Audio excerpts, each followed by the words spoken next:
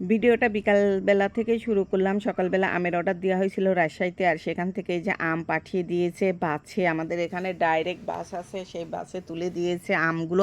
আর মাশাআল্লাহ আমগুলো কিন্তু অনেক সুন্দর হয়েছে। গতবার আম নিয়েছি, ভালো আম দেয়নি, ছোট ছোট আর কেমন যেন খেতে লাগছিল। আর কিন্তু এবারকার আমগুলো অনেক সুন্দর। ওই যে আগে এক প্যাকেট খুলে খাওয়া হয়েছে, বেশি পাকা আম দেয়নি, কাঁচা আমই বেশি দিয়েছে। অল্প পাকা আম চেয়েছিলাম আর অল্পই দিয়েছে। আর এই যে বেশি কাঁচা আম দিয়েছে, কারণ একদিনে পাকা আম তো অত খাওয়া যাবে না, এই জন্য কাঁচা আমই বেশি নিয়েছি। আর এদিকে আমার ভাইয়া একে একে আমগুলো একটা একটা করে কষ মানে মুছে রেখে দিচ্ছে, না হলে আম নষ্ট হয়ে যাবে। তারপরে আমগুলো কিন্তু খাটের নিচে সুন্দর করে রেখে দেওয়া হয়েছে। আর পরের দিন সকালবেলায় তো আমার আম্মা অনেকগুলো রুটি বানাইছে, আর আমার ভাই খাচ্ছে। আর রুটি আমি বানাইছি, আর আম্মা ভাজছে ভেজে এই যে খেতে বসে গেছে। আমি আর মাংস দিয়ে খেয়ে নিই, আমার আর খেতে ইচ্ছা করলো না মাংস দিয়ে। আমি পরে আমার মেয়ের জন্য আর আমি দুটা ডিম ভেজে নিয়েছি, আর মেয়ে ডিম ভাজা দিয়ে খেয়েছি। আর লাল গমের আটার রুটি কিন্তু খেতে অনেক মজা লাগে। আর ওদিকে আমার বাবা আম দিয়ে খেয়েছে, আম দিয়ে খেতে কিন্তু অনেক ভালো লাগে।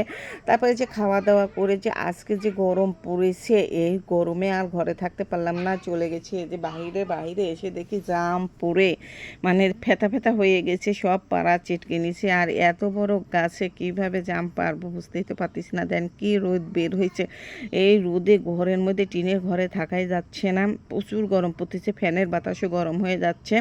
আর এই যে বড় গাছ, এই মোটা গাছে কাকে তুলে দেবো, জামগুলো পারাই যায় না, জামগুলো মানে একাই গাছ থেকে ঝরে ঝরে পড়ে যায়। দেখেন রাস্তা দিয়ে হাঁটতে সব খুলছে, একবারে ছেঁড়াবেড়া করে ফেলছে। আমার খুঁটে মানে জামগুলো খুঁটে খাওয়া যায় না। তারপরে এই যে বাগানে চলে আসলাম, মানে সবখানেই রোদ, বাগানেও কিন্তু বাতাস নেই, মানে গাছপালা কিন্তু একটু নড়াচড়া করতেছে না। চিমটে কেমন যেন গরম পড়ছে, মানে অস্থিরতা লাগতেছে, ভালোই লাগতেছে না আজকে। আর গরম হলে আমার প্রচুর মাথা ব্যথা করে, গরমে আর ভালোই লাগে না, এতটা যে মাথা ব্যথা করে। আর এখন এই বাগানে সবাই এসে বসে থাকবে, যে প্রচুর রোদ উঠেছে আর গরম পড়তেছে, এই গরমে বাড়িতে কেউ থাকতে পারবে না, সবাই কিন্তু এই বাগানে এসে বসে থাকবে।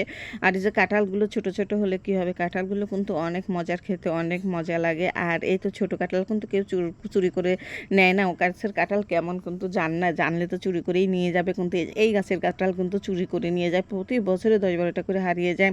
তারপরে যে বাড়িতে চলে আসলাম, আর এই যে মাছ নিয়ে আসছে আমার ভাইয়া, মাছগুলো এই যে কেটেই নিয়ে আসছিল, এখন শুধু ধুয়ে নেওয়া হয়েছে, আর এখনও ধোয়া হয়নি। আর এই যে আমার মা সকালে রুটি বানাইছে আটার ডিশে, ওই আটার ডিশে হেলো মাছগুলো রেখে দিয়েছে। আর আমি দেখতেছি বাজার থেকে কেটে নিয়ে আইছি আর কি, মানে এক একটা মোটা হয়েছে, এক একটা চিকন হয়েছে। আমি আম্মাকে বলতেছি যে দেখো মাছ কেটে দিচ্ছে, কেমন একটা মোটা একটা চিকন যায়। যে আম্মা কেটে সব কিছু কেটে ধুয়ে নিচ্ছে। এই যে লাউ রান্না করব, মাছ রান্না করব, মাছটা হলো আলু দিয়ে রান্না করব, আর লাউ ডিম দিয়ে রান্না করব। লাউ কিন্তু ডিম দিয়ে ভেঙে রান্না করলে কিন্তু খেতে মজাই লাগে। আর মাছগুলো কিন্তু টাটকা মাছ, তো বড় মাছ ভালোই ছিল। তারপরে এই যে রান্না বান্না শুরু করে দিয়েছে।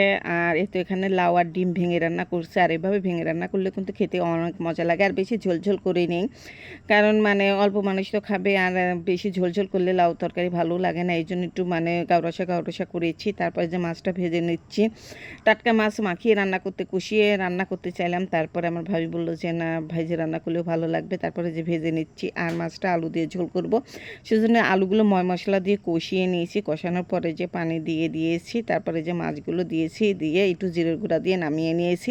আর আমার রান্নাটা হয়ে গেছে দুপুরবেলা। এখন গোসল টোসল করে সবাই এখন খেয়ে নিয়েছি। সবাই ভালো থাকবেন, সুস্থ থাকবেন, আমাদের জন্য দোয়া করবেন। আজ এই পর্যন্তই, আল্লাহ হাফেজ।